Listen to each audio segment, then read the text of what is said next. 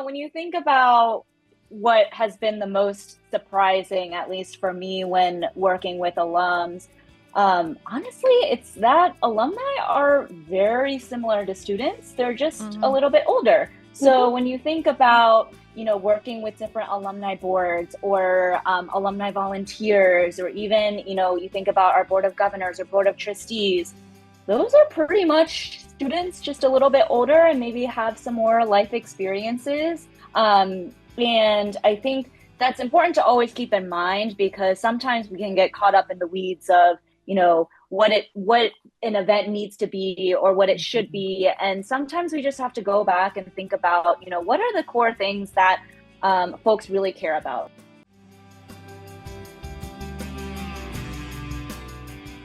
Welcome to Student Affairs Now, the online learning community for student affairs educators. I'm your host, Heather Shea. In today's episode of Student Affairs Now, we are diving into the transition from student affairs to alumni affairs with three panelists who have made that shift themselves. We will explore how their student affairs backgrounds shaped their work, the unexpected challenges and opportunities they've encountered, and what student affairs professionals should know about this career path. Before I introduce our panelists, Student Affairs Now is the premier podcast and learning community for thousands of us who work in, alongside, and adjacent to the field of higher education and student affairs. We hope you'll find these conversations make a contribution to the field and are restorative to the profession. We release new episodes every week on Wednesdays, and you can find us at studentaffairsnow.com, on YouTube, or anywhere you listen to podcasts. This episode is sponsored by Evolve. Evolve helps senior leaders release fear, gain courage, and take action for transformational leadership through a personalized cohort-based virtual learning experience. Today's episode is also sponsored by Huron. Huron's educational and research experts help institutions transform their strategy, operations, technology, and culture to foster innovation, financial health, and student success. As I mentioned, I'm your host for today's episode, Heather Shea. My pronouns are she, her, and hers, and I am broadcasting from the ancestral, traditional, and contemporary lands of the Anishinaabe, Three Fires Confederacy of Ojibwe, Ottawa, and Potawatomi peoples, otherwise known as East Lansing, Michigan, home of Michigan State University, where I work. So let's get to today's conversation. We're going to do some introductions to begin with. And so I'd love for you each to tell us a little bit about what your title is, what campus you work at, and then anything you would like to talk about, your initial inspiration from moving out of student affairs into alumni affairs. And Jessica, I think we'll start with you. Yes. Thank you so much, Heather, for having me on this podcast. Like Heather mentioned, my name is Jessica. I also go by Jess. My pronouns are she, her, and I am currently the Director of Engagement and Outreach over at the University of Maryland in College Park, which is on the ancestral lands of the Piscataway people. And so in terms of my transition from student affairs to alumni affairs, I like to also take a little step back and think about the fact that higher education was not generally in my plan for my future. I started out as a biology degree, and that was what I ended up getting my bachelor's in. And I didn't know what I wanted to do with that. And so my mentor at the time, really pushed me to apply for the job of coordinator for student engagement, which was in the same program that I was involved with as a student, which was a honors living learning program.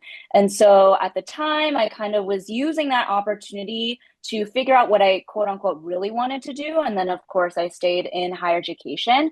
But my first job working in that honors program was really rooted in academic and student affairs. And it's really where I learned pretty much almost every life skill that I've had to this day. So everything from, learning how to respond to crises, engaging and advising students, creating and executing events, like pretty much everything I attribute to that first job. And my shift to alumni affairs specifically came really at a good time. I had been working in that program for about over 6 years, and so I was itching for some change. While I loved the program, I was kind of feeling myself at a place of, I don't know how much room there is for me to grow. And so I knew that I really wanted to expand and make a larger impact on more students. And so not just working with the Living Learning program. So luckily, this position opened up, and so it's been really, really nice because I've been able to combine my passion for working with students and alums. And as an alum of the University of Maryland, it really combines all of that really nicely for me. And of course, I am a proud Terp, so go Terps. Awesome. Thanks so much, Jess. It's nice to see you. Nice to meet you. Josh, we'll go to you next. Yeah, hey everyone.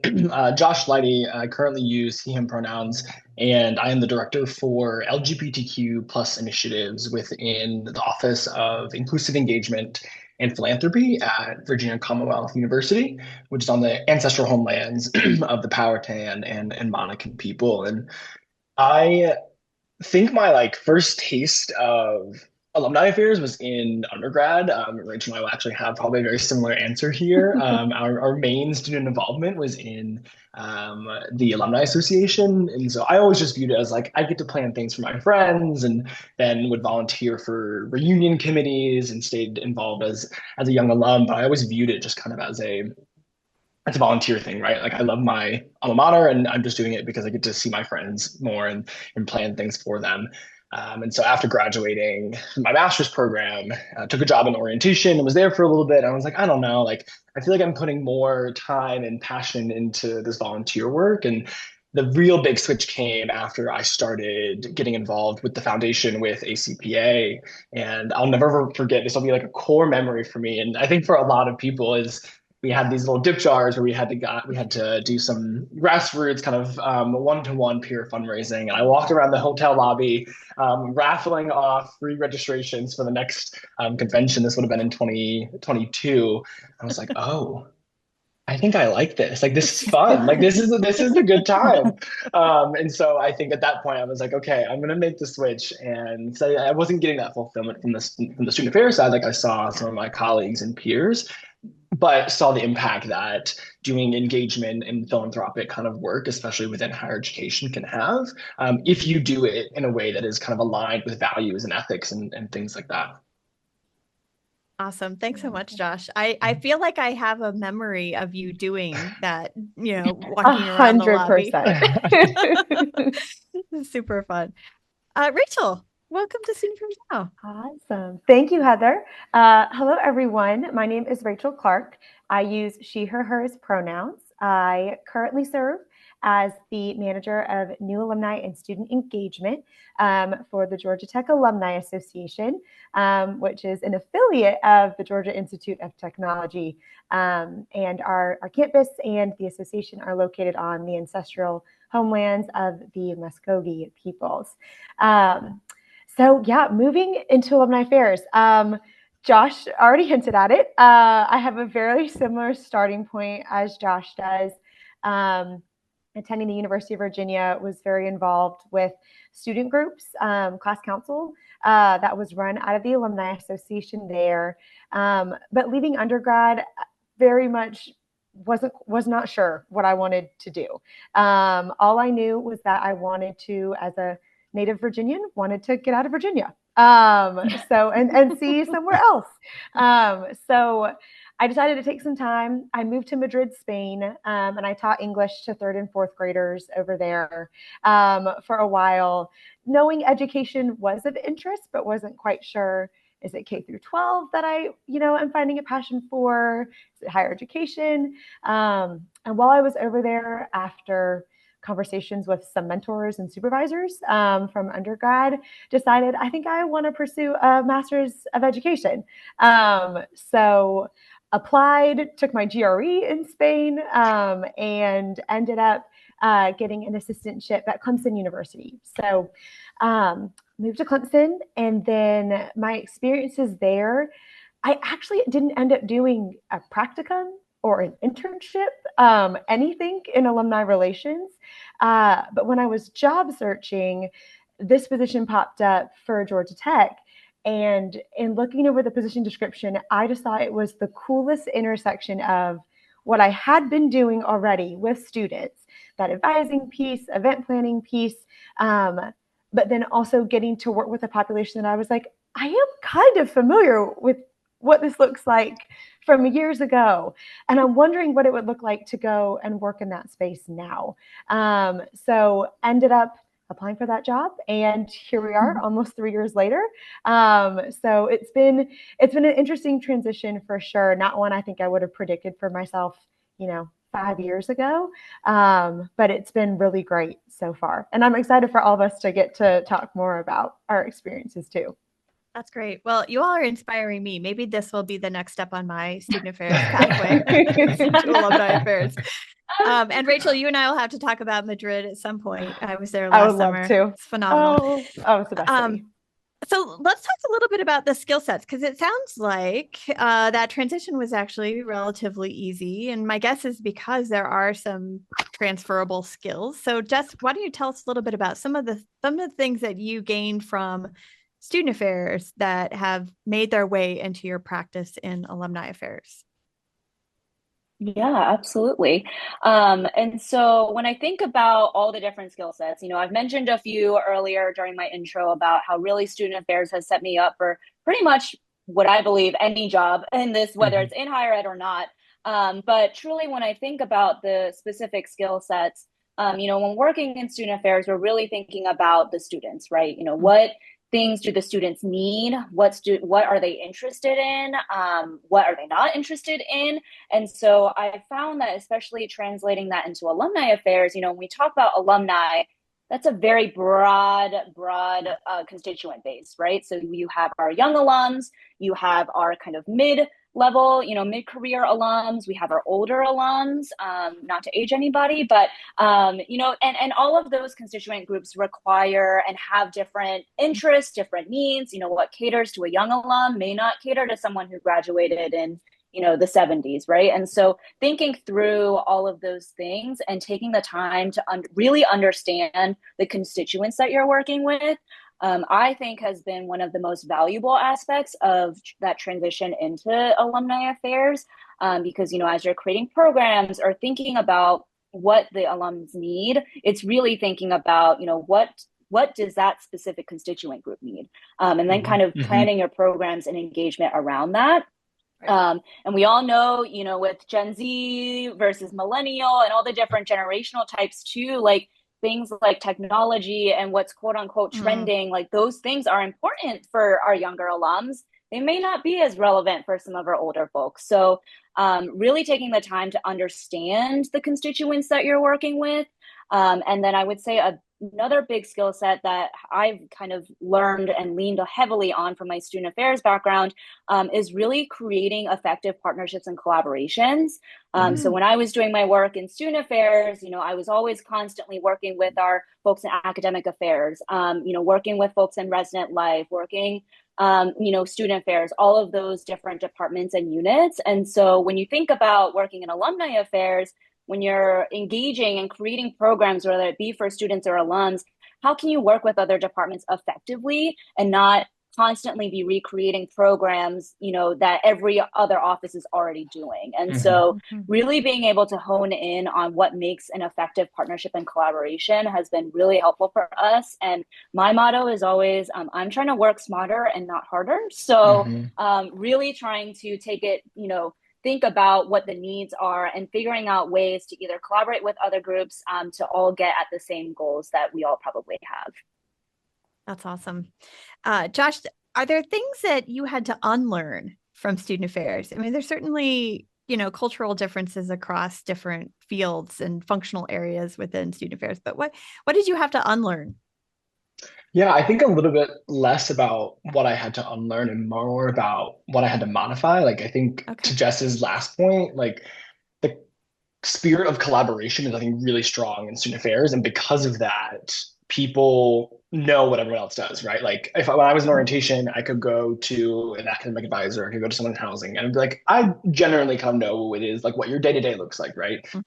I think what I've learned as I've been a little bit deeper into the alumni affairs world is that the work's a little more segmented. And so we have to spend a lot more time doing a lot of kind of ground setting about what it is people actually do with their jobs. And I still feel like even me, because we're kind of stuck. It's a little more siloed than I think Mhm. student affairs or student enrollment and management services divisions usually are. And so can't go in with that assumption that everyone knows exactly what it is based off my job title or my job description. And so I think that took a bit of a learning curve. That and then culturally, it was so ingrained, like student learning and development, right? Like, what is the end goal here? What are the learning objectives? Like, what are we Mhm. hoping that our students, even if it is just a pizza party, right, are walking out of here with? Like, what's the end goal? Whereas sometimes within alumni affairs, it's like the end goal really is just like bringing people together. And Right. so sometimes, and I think it depends on the institution that you're at, that the work is more focused on the deliverable, not the kind of process to get there of the whole user experience, right? Like we want to be good kind of stewards with our alumni. We want them to have good times when they come to our events and stuff. But it really is like what is the end goal, and that's the focus, not necessarily the process. And so I think that just kind of took a moment to kind of learn or unlearn or modify my thought process. Yeah, that's really well said. Rachel, as you're kind of thinking about some of the things you learned in grad school, right? Or some of those kind Mhm. of tenets of student affairs, and I'm thinking about like we do a lot of programming or event planning, we do a lot of advising of student organizations, and then certainly our focus on diversity, equity, and inclusion and the ways in which that's kind of woven into all of those experiences.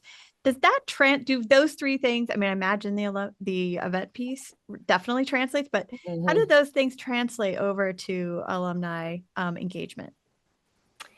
A great question. And I will preface this question by saying I hold a slightly unique role at the association in that I do actually still advise a group of students. So similarly how I was a student who was involved with the Alumni Association, I get to be a staff advisor to a group of students at Georgia Tech. So I still am actually using a lot of my degree with student affairs, in being their advisor, supporting their, professional development, their leadership development, serving as a resource and just a support system for them, while also still doing a ton of alumni engagement too. So it's a really unique crossover there. Not everyone in alumni affairs still gets to say they have FaceTime with current Mhm. students. So it's a unique balance. I get uh, to shift there. So, but anyways, yeah. So I'm definitely seeing, at least in my role, I'm still employing a lot of those things when it comes to supporting those students. I'll give them a shout out. They are the Georgia Tech Student Ambassadors, a brilliant group.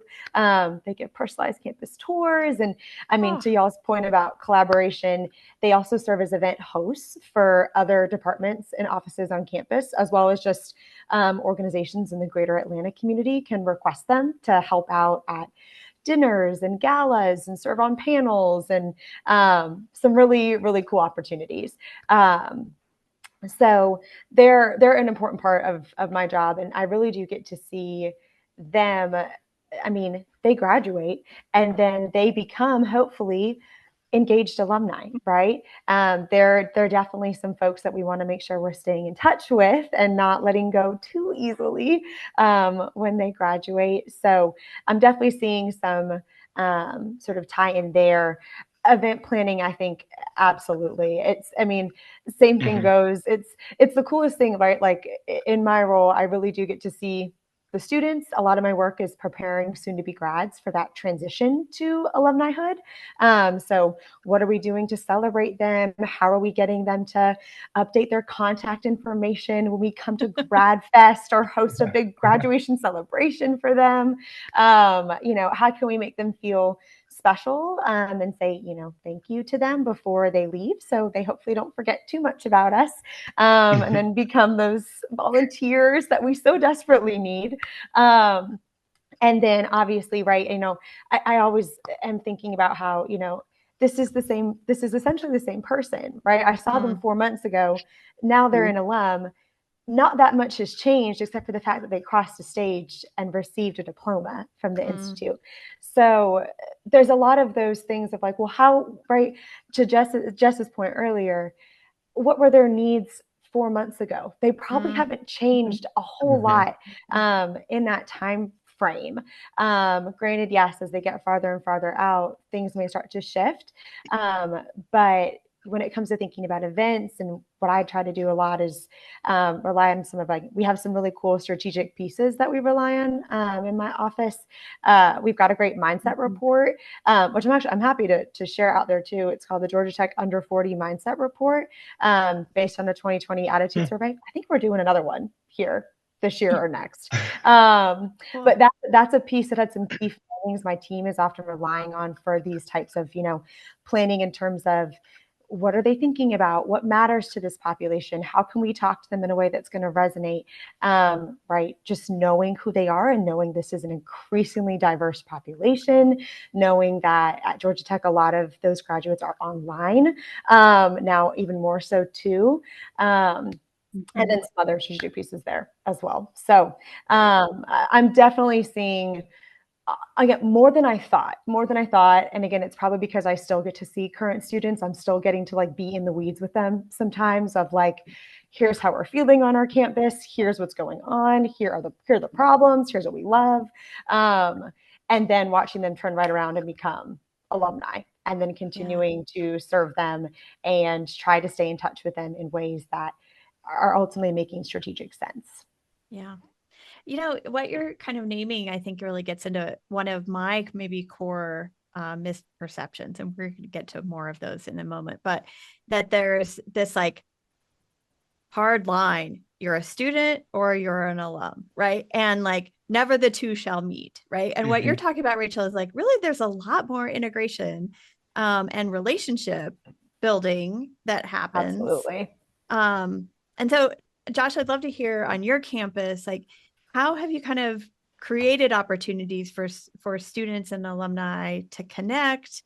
I mean, obviously there's some natural connection points around careers and networking and that kind of thing, but I can also imagine alumni going, I really want to go back and share what my experience was, or that kind of thing.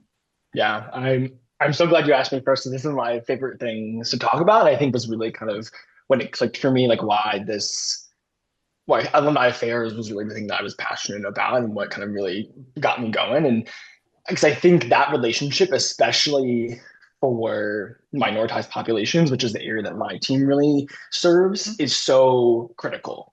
Critical for students, is the main driver of motivation for alumni, and I think is mission critical to the institution, right? We talk about mentoring programs, and you, Heather, mentioned kind of career stuff, and yes, we have them kind of blanket, but we know that, and especially the work that I'm doing with my alumni and students, is LGBTQ students want to be paired with LGBTQ alumni, right? They might want that big tech job, that law job, or a job in whatever field, but they also want to be able to be paired with someone who has similar interests to them, similar experiences, and can connect on that deeper level, right? It's not just how do I get this job, right? And it might be for some students, and that's fine. But we know with students of color, with LGBTQ students with disabilities, they want to see themselves. And there's a article, I think, written by Noah Dresner and Jason Garvey about queer and philanthropy, right? And how do we engage LGBTQ alumni back with the institution and it's those specific experiences, right? I get to talk to alumni all the time, and that is their thing. They're like, I didn't know that this opportunity existed for me to support either financially or come back on panels or be on a volunteer board to specifically impact LGBTQ students on VCU's campus. I'm like, well, that is what I do. I am happy to create that pipeline for you. Let's get talking, how we can do this. And so I think that's why I love it so much, is that I get to connect my really strong belief that higher education can transform communities, not only kind of the individual student, but their families and their communities back home. We just have to give them those resources, which I think are alumni. And when you bring alumni and students together, it's just a really magical thing of intergenerational sharing. And especially right now, being honest, those are the biggest voices that our institutions are going to listen to, right? As a staff member, they're like, great, you're getting a paycheck, keep doing your thing. But if students and alumni come together and say, no, we're going to demand better of our institutions, they're going to listen, because students that's who they're there to serve, and alumni are going to empower them.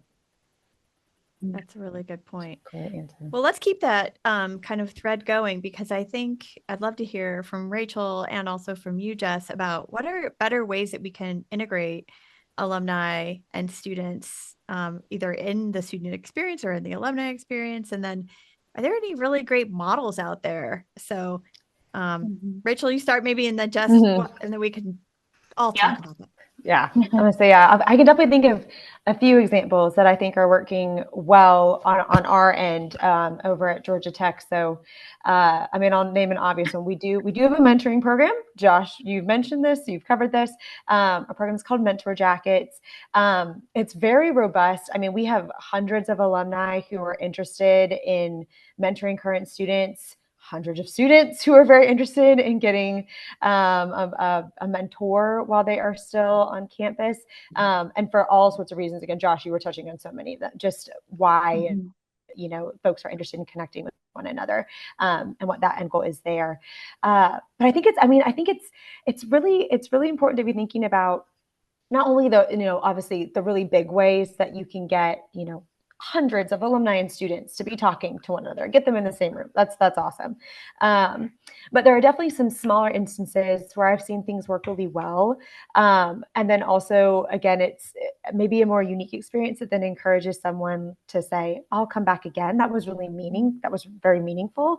I mentioned the student ambassadors. We, in our recruitment process, have an interview round where alumni are invited back to help select the next class. I'm sure there are other scholarships, or you will utilize this model a lot too.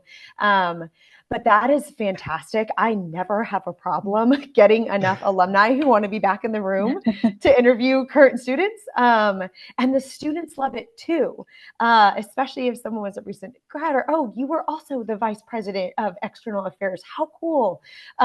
We get to talk about that while also having this interview experience.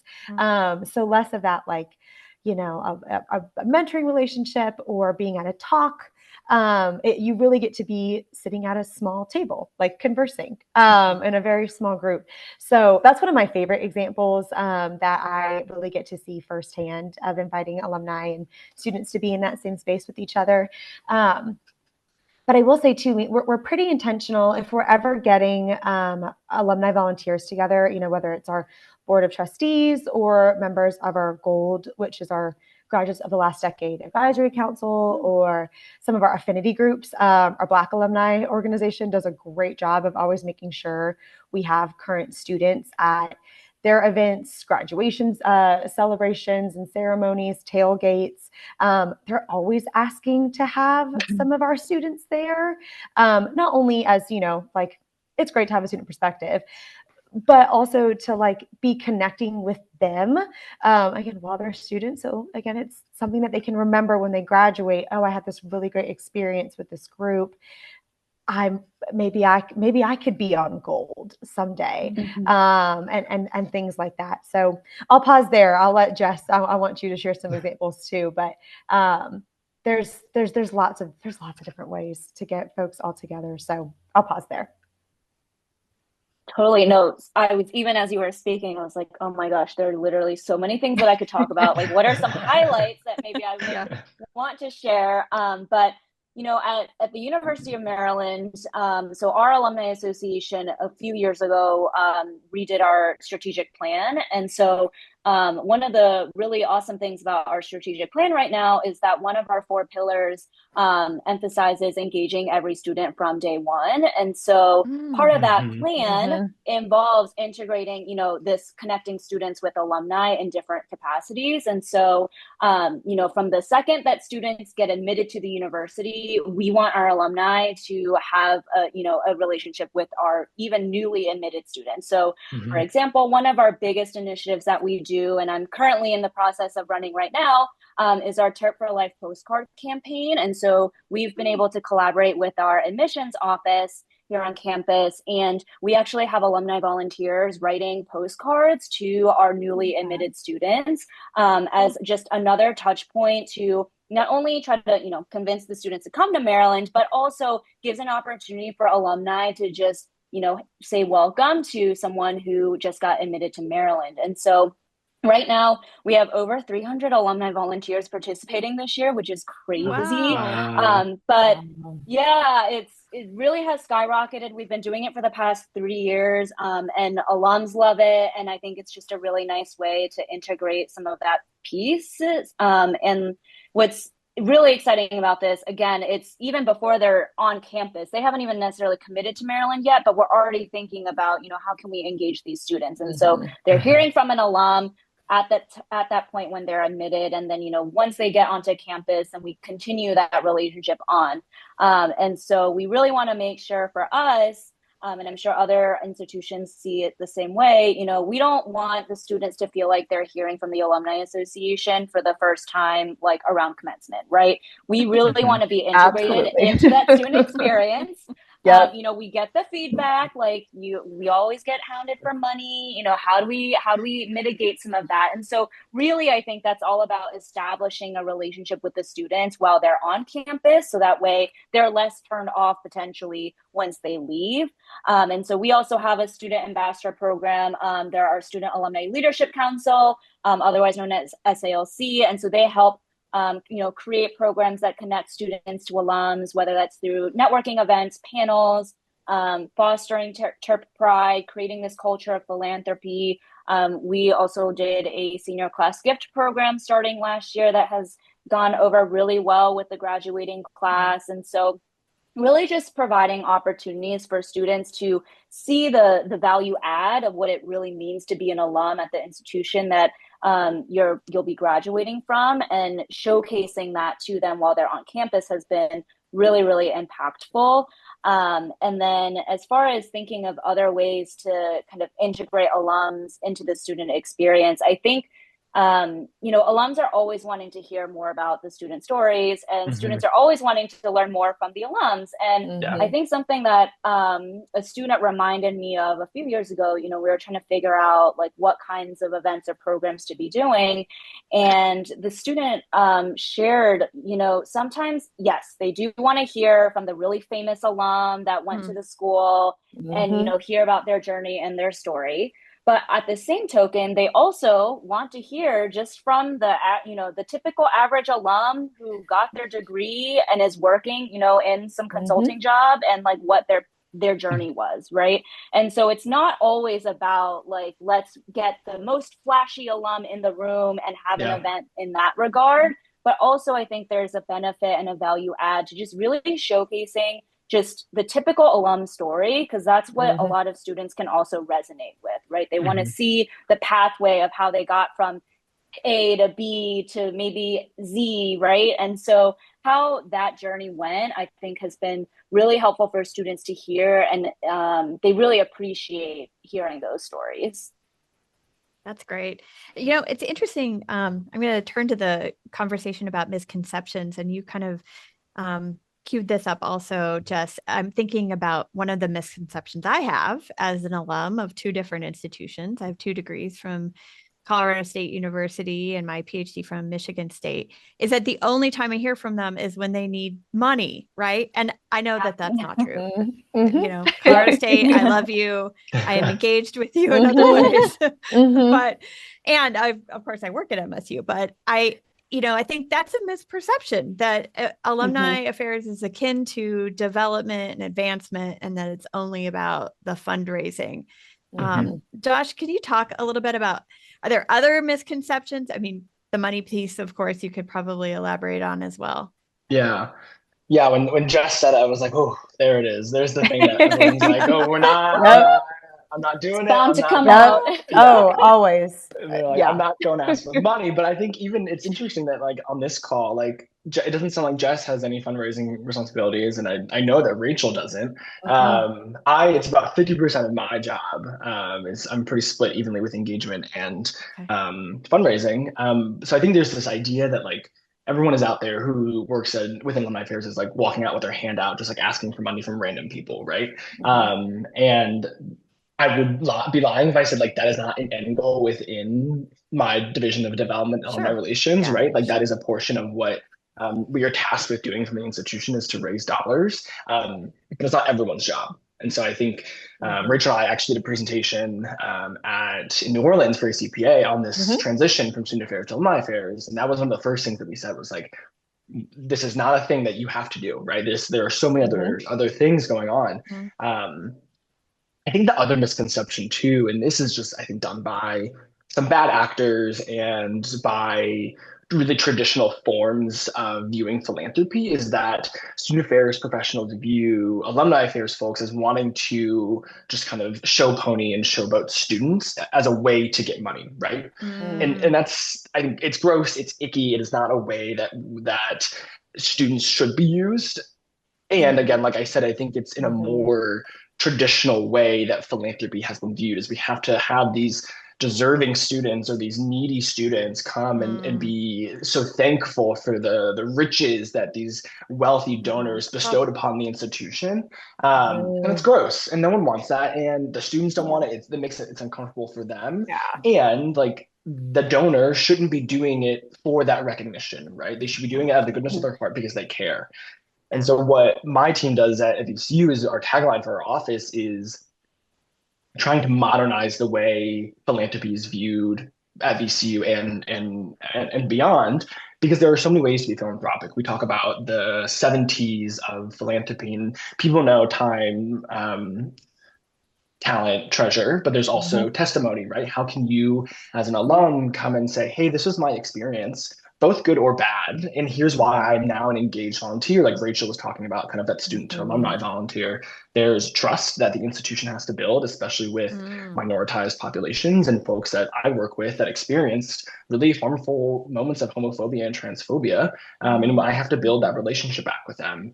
We talk about ties, right? How can I've done this with Rachel, right? I bring Rachel, I'm like, hey, Rachel, you'd be a really good person to do this. Like, let's go do it with me, right? That's a form of philanthropy. And then just the seventh one that is a new one is transparency in the way that institutions talk about what philanthropy looks like. And so I think there's this misconception that it's only about dollars. The care is only about dollars. But I've seen a really big shift, and we're about to enter a campaign, and one of our goals really is also engagement. How do we bring people back, right? How do we have touch points with alumni in the institutions? Jess, what would you add about misconceptions, and then maybe any of those things that really surprised you when you moved over? I mean, I think Josh covered a lot of the misconceptions pieces. And the University of Maryland is also about to enter a campaign. So we're Michigan supposed State. to launch this fall. Everyone needs money. Oh, wow. Money. But when you think about what has been the most surprising, at least for me when working with alums, honestly, it's that alumni are very similar to students. They're just a little bit older. So when you think about, working with different alumni boards or alumni volunteers, or even, you think about our board of governors or board of trustees, those are pretty much students, just a little bit older and maybe have some more life experiences. And I think that's important to always keep in mind, because sometimes we can get caught up in the weeds of, what an event needs to be or what it should be. And sometimes we just have to go back and think about, what are the core things that folks really care about, right? They want to come back to our events. They want to give back to the university because at the end of the day, they either had a really great experience during, their undergraduate or graduate careers, or they just really love the institution itself. And so they want to be able to give back in that way. And so I think what's been the most surprising, I think when I initially made that transition, I thought that a lot of my skill sets I would have to rework them a lot more drastically. But I've come to realize I've actually been able to use a lot of my student, whether it's student advising skills that are just a little bit shifted to working with alums now. But really the core pieces of it have remained the same. And I think there's also this other notion between, when we think about misconceptions between student affairs professionals and what they may have on alumni affairs. Sometimes I think there's this idea that because we are the Alumni Association, we have all the answers to the data issues, or we have every possible list that we can distribute. The list. The list. The list. Yep. We have at Maryland, we have so many different programs. Oh, yeah. And I feel like sometimes we get, it's like waving a magic wand and all of a sudden we can just like click a few buttons and pull out a report that has every possible alum from a very specific program. And I'm sure that is everyone's dream in alumni affairs, but unfortunately, data is a big thing. And it's really hard to keep up with. And I know other institutions hopefully feel similarly, but at a large public state institution, when you're trying to figure out like which emails are actually working, mailing addresses, contact information, it's really hard. And so I think for student affairs professionals out there who may be wondering the same thing, it's just not a quick and easy method for us to always do sometimes. And so I'm always happy to work with folks that, come my way and need some assistance, reaching particular alums or wanting assistance in that way. But I wish it were a quick and easy, a few button clicks, but the reality is there's so much data out there, and we are also trying to figure out what is the best way to manage it and share those out. Yeah. Oh my gosh. Nailed it. Oh, you nailed it. The database. Oh my gosh. That is just probably the root of people reaching out. That's how these collaboration relations get started. They ask for a list. They say, how can you help us reach these people? And we say, might not be able to do that. We can do something else for you. That's nailed it. My gosh, that is great. I mean, I just worked with a student group that was trying to assist with a 75th anniversary of a graduate program. And there was so much like how do we even know what's accurate? If we don't even know the last 10 years, like we're going back 75. Yeah, that was wild. Rachel, we're going to shift for just a second because I want to hear your perspective. And I know you went right into alumni affairs after your student affairs degree. But if you were to give somebody advice for somebody who's looking forward to potentially shifting careers, what would you say? What would you suggest they consider? That's a great question. And I think one, Josh, that we probably tried to think through a little bit in that presentation a few years ago too. I mean, again, knowing that my perspective was I did kind of just come straight in. I hadn't had any other higher education job experience besides just those graduate sort of experiences I got to have for a limited amount of time. But for someone who has been in student affairs or is just kind of hoping to switch, has been in there for a few years.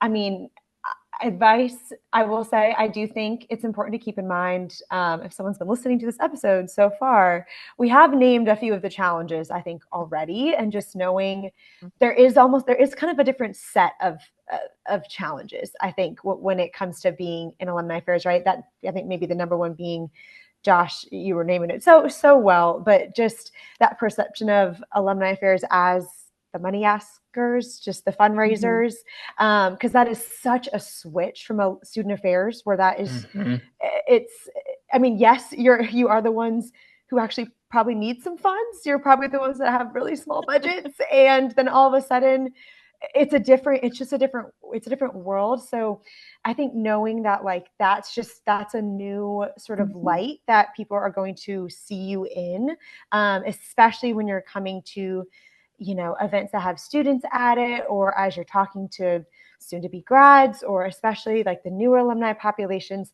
that's a very sensitive thing. That's a very sensitive topic for a lot of them. And so, that ability to sort of coach around, this is what, philanthropy is, this is how we approach it, but here's also why, again, this is important. Josh, to your point, again, transparency, I think goes a really long way there. And then of course, the other challenge being, this whole data portion that Josh just brought up too. I think that's another challenge to absolutely just be aware of, that we're always striving to get it. People are going to ask for it, and you might not have something to give someone. and that's okay.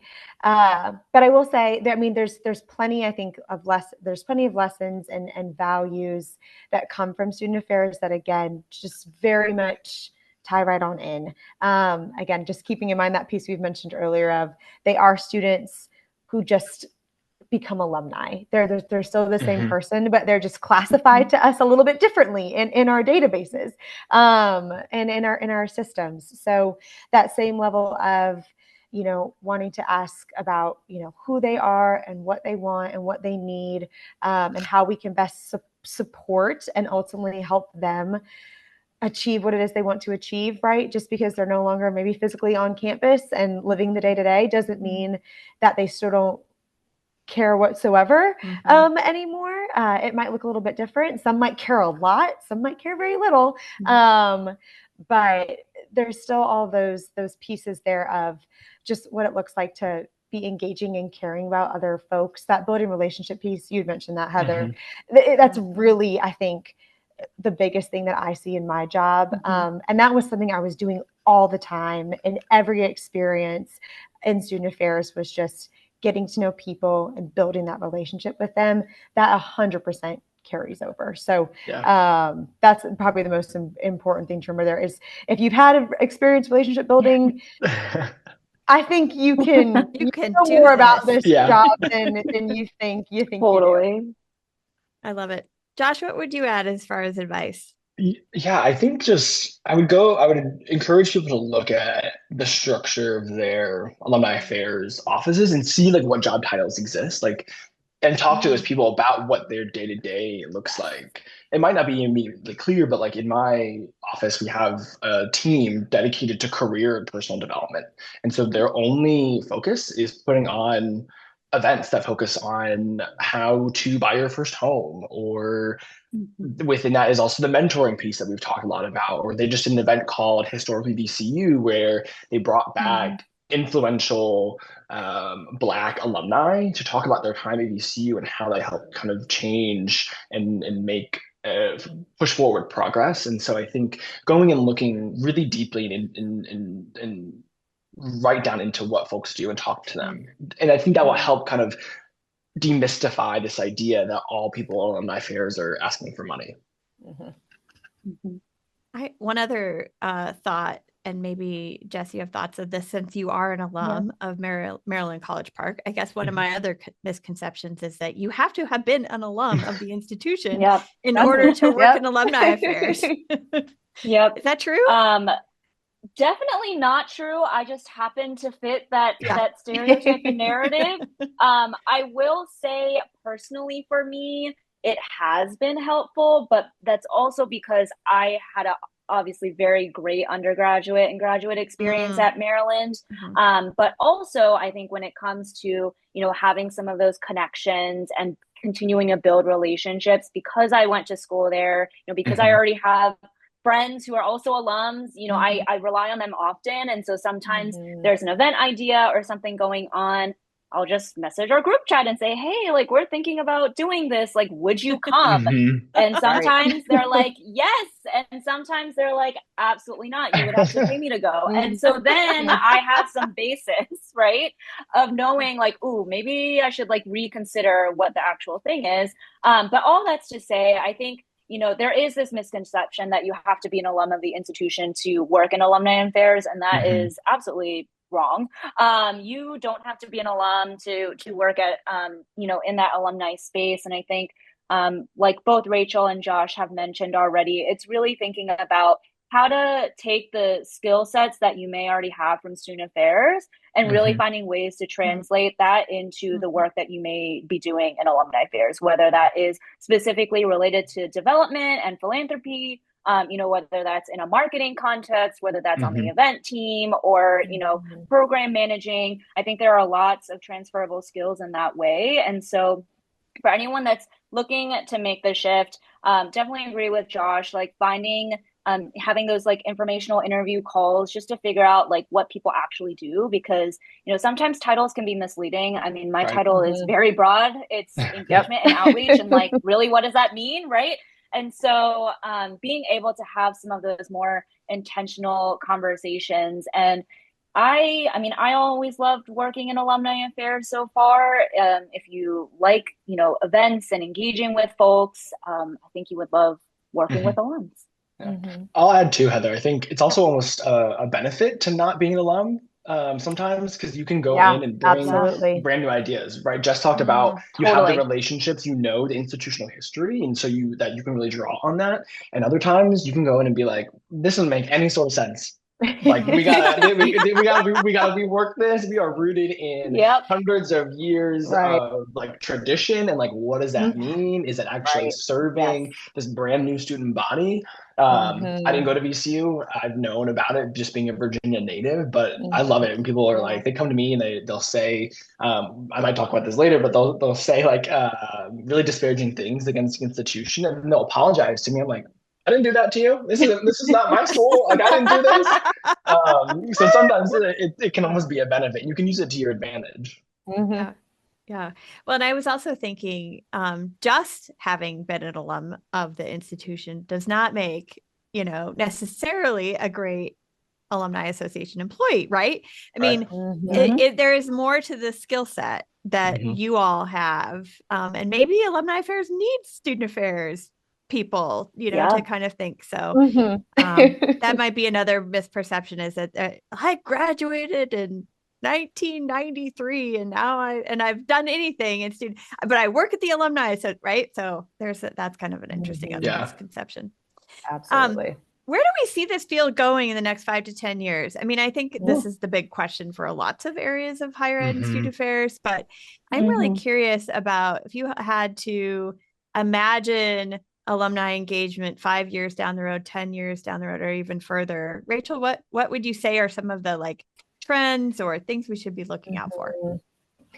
One thing I'm thinking of two things. One, I'm really curious to see how volunteer models continue to evolve. I think volunteerism, Mhm. especially, I mean, this is I think been kind of named, especially after the pandemic. People were like, my time is valuable. Mhm. What am I Yeah. doing like over here with this or spending time commuting or like so I think people really took a hard look at where it is they're spending their money, their energy, their effort. And I know, especially, I mean, I joined the association in 2022, so not quite in the throes of 2021 and 2020, but we were really struggling with like we lost, network leaders, affinity group Hmm. leaders. Like it really was like these folks are not wanting to be engaged with us in this way anymore. Mhm. But then obviously our constituents, alumni elsewhere, are still expecting something in Mhm. their cities. They're still expecting us to deliver on resources and services.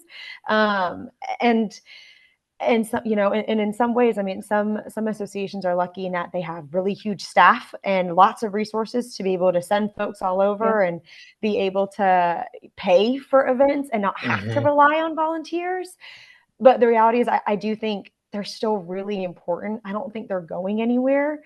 Um, and so I know that's something we're always thinking about is like, how are we continuing to get, like, we call it kind of like that pipeline. That's something, I've devoted a little bit of time to in my role, but again, what we call this like student to alumni pipeline. Mhm. Hmm. Yep. How are we curating that so we still have individuals that are willing to be engaged with us and willing to volunteer, and also for what, like, right, some folks are really interested in Hmm. volunteering at an event.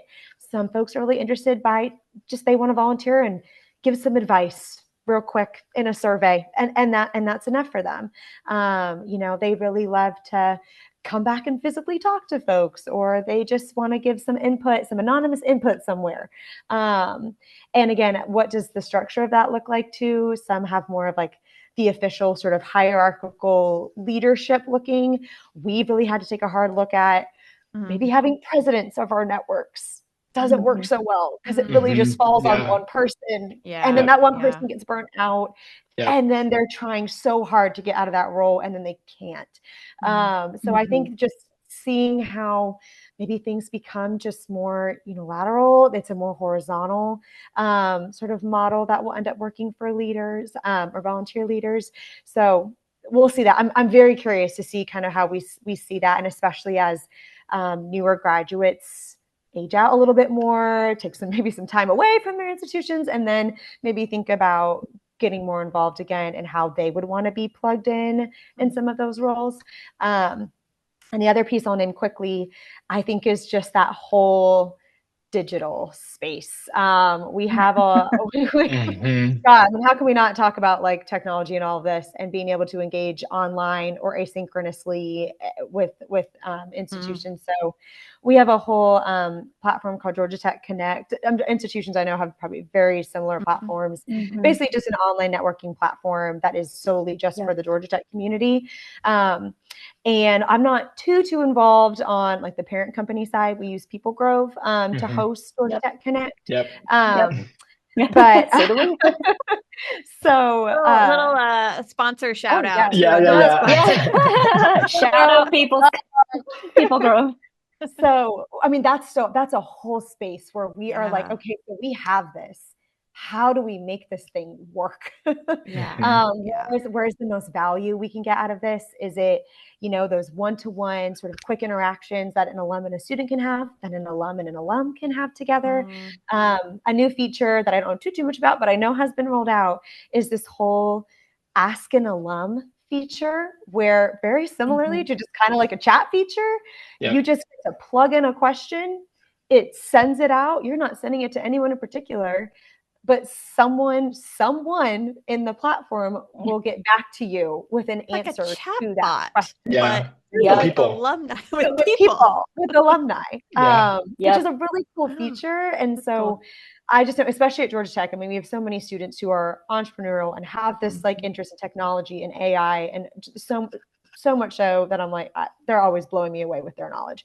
But I just know that is something they're probably going to be looking for more and more, especially as they then graduate, of like, well, how can I be pulling in all of what I get to do in my jobs and my knowledge and my expertise, and how can I be using that to engage with others who also went to my institution.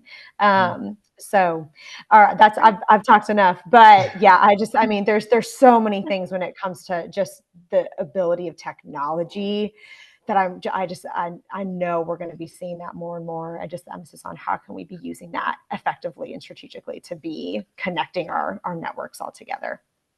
I think we should set up a embedded cell phone chip situation where we always update the alumni's location. That's not at all creepy, right? Your location tracks your location. Tracking your location. So you could like instantly send them alumni news.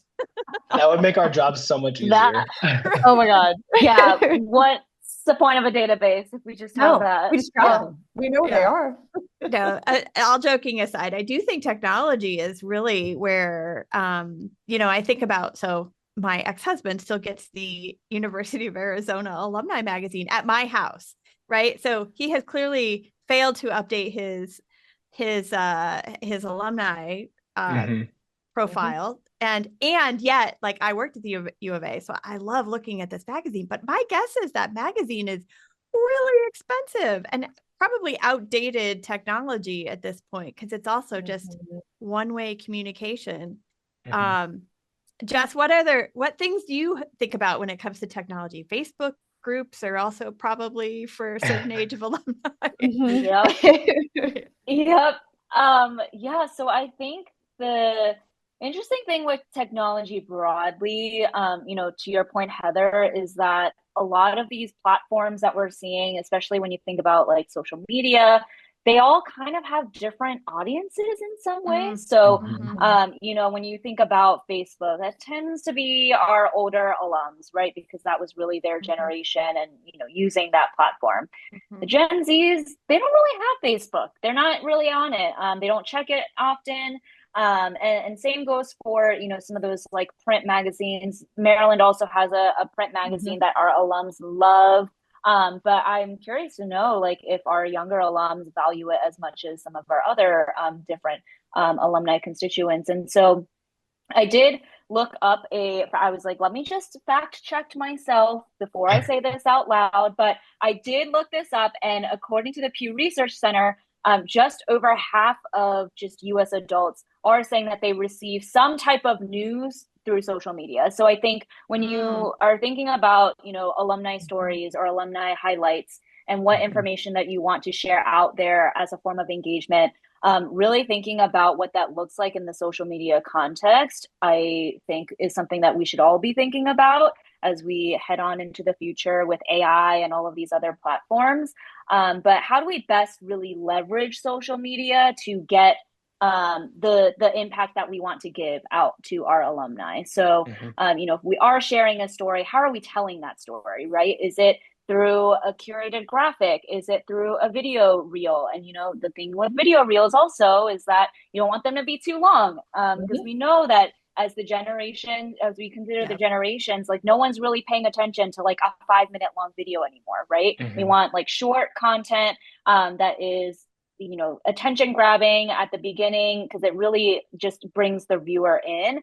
And so considering all of those things, I think technology will always continue to help guide, I think, alumni engagement in general. I mean, we saw this with COVID when we had to move everything virtually and like no one knew how the heck we were going to do that. And we were able to do that for 2 years. And that meant that we had to really think strategically and creatively about how we were engaging alums. So we were doing a lot of virtual programs, online mentorship. And so there are ways to continue doing that, I think, even in a post-COVID context. But I think for us, it's also, considering where can we make the most impact? Is it through in-person engagement, or could this be better suited online? So one example that I'll share, we used to do a in-person kind of TERP admission symposium. And so we invited alums to campus. They were able to, with alums with children who were interested in applying to the University of Maryland. So we had like a day-long program for them. Really great program. But obviously during COVID, we had to flip that. And so during COVID, we switched it to more of a webinar series, and that has actually turned out to be a much better use of our time, because we're able to capture, alums that live in California that want the same content, right? They can get the same content through a webinar. And so when you think about the impact of a program like that, we're able to actually reach more constituents by moving it virtually. And so I know not every program can be easily translated like that, but really thinking about the impact of, virtual engagement, in-person engagement, and also just social media engagement and what that looks like. Yeah. When I think about those social media engagements, I often think about like, we all just want a place where we belong, right? And we feel included, and we feel like, people understand maybe part of our lived experience, whether it was at our undergrad institution or master's or wherever. And it sounds like, based on your role specifically, Josh, like there's a lot that has to do with that. Where do you see that type of engagement going in the next 5 to 10 years around involvement with belonging and inclusion? Had you asked me maybe October 31st, I may have, or November 4th, I would have had a different answer. But I think, I think I think that actually has been a cultural shift within alumni affairs to really focus on what does it mean to engage folks around their identity and develop those spaces. Now, they've been doing it forever, right? Like our Black Alumni Council has existed for 36 years. And so this is not new. But I think they're expanding what that looks like, right? We have tried LGBTQ engagement at VCU before, but this is the first time that someone's like entire role is dedicated to that. And so I think it's actually it's a shift that's coming. We're seeing more conference presentations, more webinars, more professional development opportunities, and more offices like mine popping up around the country. What I think is going to be a challenge and where I think student affairs folks can actually be a huge asset for alumni affairs folks is having tough conversations about folks' identity, specifically about the identity, right? This isn't just a gripe with the institution about like, oh, you're always asking for money, but it's like, how are we asking fundraisers and alumni engagement officers to go out and talk to people about some really hard topics, right? I have meetings with folks who tell me some really terrible things that happened to them while they were a student. And until they saw my job title and the work that I was doing, they were like, I was going to write off the institution and I didn't want any part of it. But being able to take those skills of, I mean, I view it as just common human decency and empathy, but the ability to like have someone in front of you telling you some really hard things and then how to move forward, I think is where student affairs professionals can actually be a really good asset for people. And just that mindset of how are we centering minoritized people, or how are we doing, I mean, I do presentations on pronouns and how to use them. And I'm really grateful for my colleagues that come and ask really thoughtful questions that I would never even think about. And so I think we've been talking about that partnership between student affairs and alumni affairs, and I think that's a really important one that's going to be critical in the next couple of years. Yeah. Wow, this conversation has been fantastic. I'm so excited about my future career in alumni affairs. Yes. Come on over. But this podcast is called Student Affairs Now. We always ask the signature question at the end. What are you thinking about, troubling, pondering now? And if you would like to share how folks can get in touch with you, whether that's LinkedIn or other form of social media, that would be great too. We'll keep this part brief since we're running up against the hour. And so, Rachel, we'll start with you. Final thought and where to get in touch with you. Yes. I mean, this was so great. Also, I mean, it's always so great seeing some familiar faces. And just to shout, Josh has also not only served as a friend, but has been a supervisor and a mentor to me in my career so far. I know this. So yeah, which is so great. But I'm definitely just thinking about, I mean, I'm loving, I mean, Jess, it's clear you just like this strategy piece. I feel like just your time, you are getting it, like you're getting the full picture. And I really want to stay in touch with you after this. Yes. And then Josh too. I mean, just like you said, like the work that you are doing in particular, especially in this space, is so important. And I think in light of these, whatever the next few years hold, is just going to be even more so. And I'm really thinking about, again, what this is going to end up looking like at our institutions for our students that are going to graduate. But for folks who want to get in touch with me, again, I am at the Georgia Tech Alumni Association. My email, super easy. I'm very responsive. Rachel.clark@alumni.ga.tech. We say GA, GA-tech.edu. And of course, I'm also on LinkedIn, Rachel Clark, and then welcome to follow me on Instagram. I'm not super active, but I am on Instagram, Rachel Clark 9. So this has been really great. And thank you so much for the invite, Heather. Of course. Thanks, Rachel. All right, Jess, what about you? Final thoughts? Yes, I really enjoyed hearing everyone's perspectives. I think it's always refreshing to hear from other institutions and just see what you all are up to.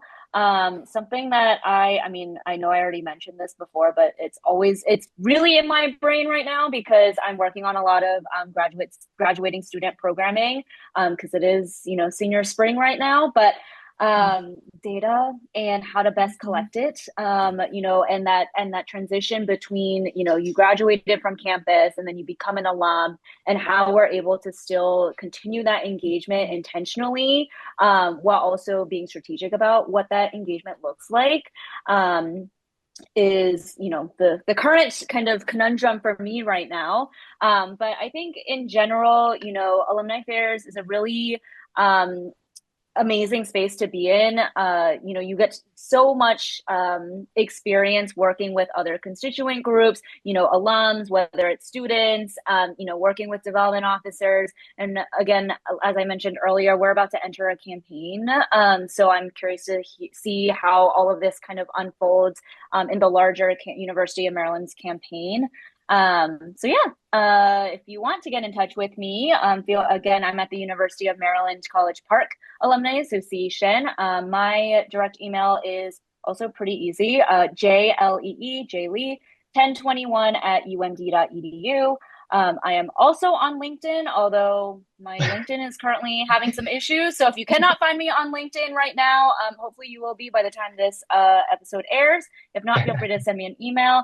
But I'm also on Instagram if you're interested in following, and my handle is @JessForSuccess.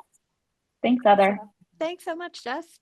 All right, Josh, final thoughts from you. Yeah, I touched on this earlier, but I really think about the role that alumni are going to have in ensuring that our institutions stand on the right side of history. Yeah.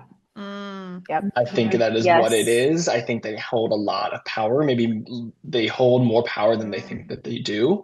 And so the ways in which they Mhm. can empower students and they can hold our institutions accountable. And so Yeah. it gives me chills thinking about it, but it's something I think about daily, especially with the populations and the constituents that I work with. Yep. But as it is probably very clear, I love my job. And so I would love to talk to people more about it and the ways in which they can make that transition to alumni affairs. And so my email is my last name, leidyjw@vcu.edu. Also on LinkedIn. And then my Instagram handle, which I'm kind of embarrassed to say on this podcast, but it is what it is. It's at bud_Leidy. And so I that's what love it it. is. Mm-hmm. All But yeah, right. would love to connect. Oh, I love it. That's great. Well, I am so grateful for the three of you for spending time with me today. I'm so glad we were able to get this episode um, onto the Student Affairs archives, because I have no doubt there are folks out there who are, need their next passion project, and maybe turning to alumni affairs is going to be it. I also want to take a moment to express our gratitude to Nat Ambrosi, our fearless producer. She does all of this amazing work behind the scenes to make us sounding and look great. Also, thanks to our sponsors of today's episode, Huron and Evolve. Evolve helps senior leaders who value, aspire to lead on, and want to unleash their potential for transformative leadership. Our own Keith Edwards, along with doctors Brian Arau and Don Lee, offer a personalized experience with high impact value. The asynchronous content and 6 individual and 6 group coaching sessions maximize your learning and growth with a focused time investment, greatly enhancing your ability to lead powerfully for social change. And Huron collaborates with colleges and universities to create sound strategies, optimize operations, and accelerate digital transformation by embracing diverse perspectives, encouraging new ideas, and challenging the status quo. Huron promotes institutional resilience in higher education. For more information, please go to go.hcg.com/now. To all of our listeners, if you are tuning in today and not already, subscribe to our weekly newsletter. Please take a moment to enter your email on our website. You will be able to stay in the loop with our latest episodes and new format content. We have 2 new formats coming to your airwaves. We have a new program called Here's the Story, where we are looking for your stories about working in the field of student affairs and higher education. And then for the next several weeks, we are going to be sponsoring a limited series called Current Campus Context, where I'm going to sit down with 2 correspondents to talk about policy, governmental relations, and how we can take needed steps to conserve our institutions and our values. Once again, I'm Heather Shea. Thanks for everybody who is watching and listening. Let's make it a great week.